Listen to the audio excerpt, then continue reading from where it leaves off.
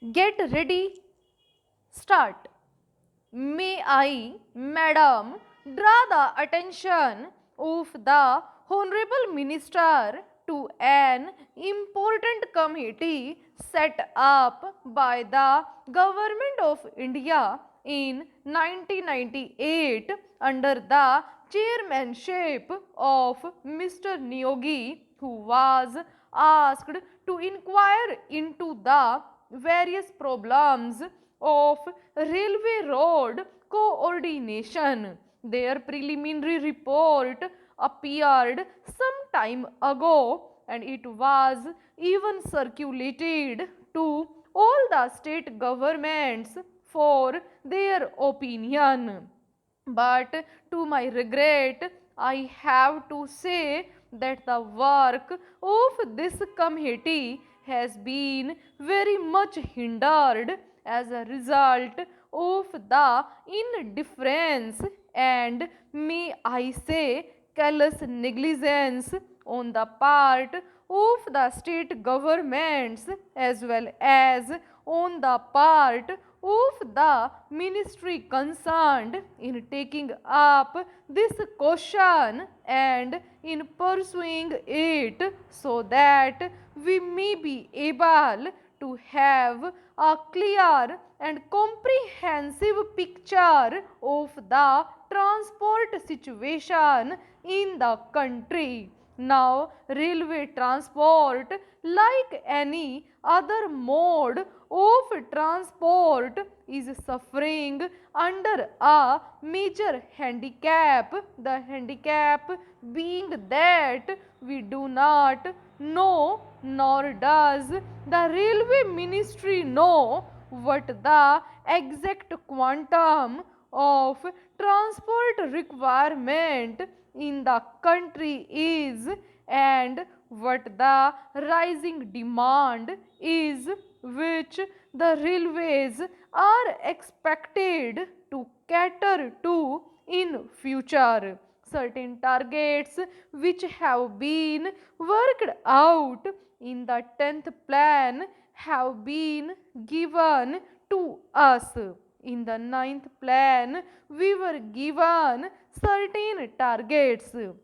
But unfortunately, Madam, may I point out that all those targets were either gross underestimates or exaggerations.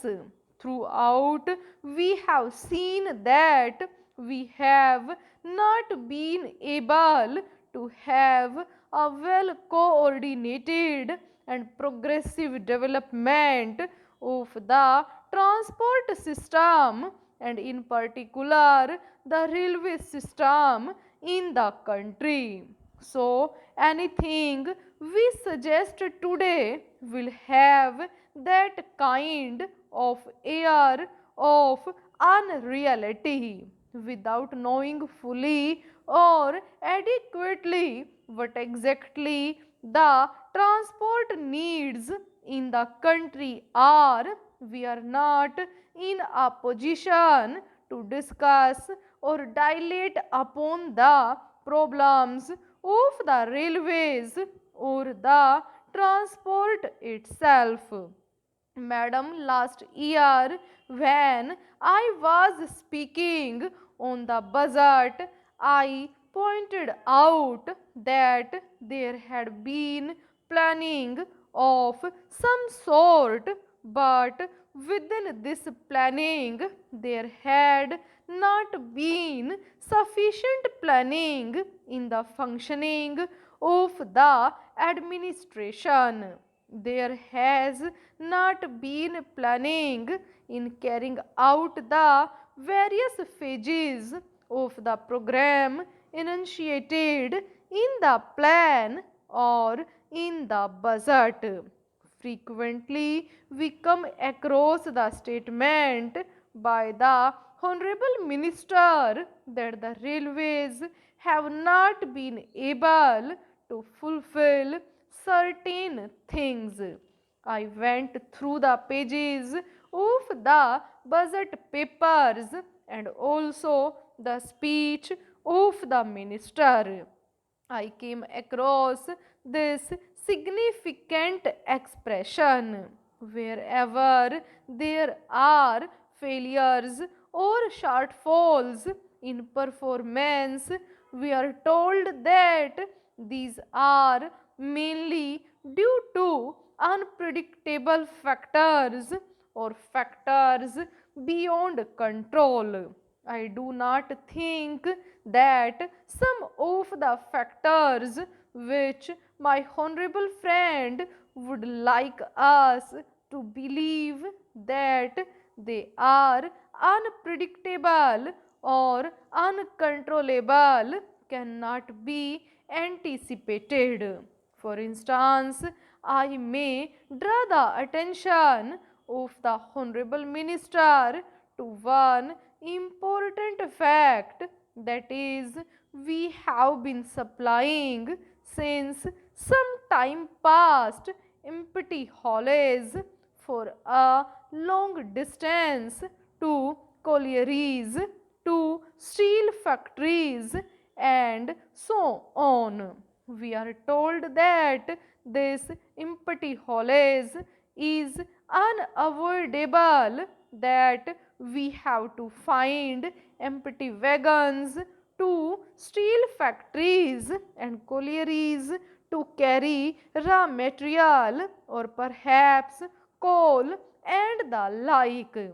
So, for a long distance, we find wagons going empty, but if there had been a research cell, an organization in the ministry to find out ways and means of utilizing these wagons fruitfully by avoiding bottlenecks in between, we could have solved the transport difficulty to a certain extent. I do not want to be told by the minister that this is a physical impossibility. Even in the advanced countries of the world, every movement of wagon, coach, and engine is planned before it is put into operation.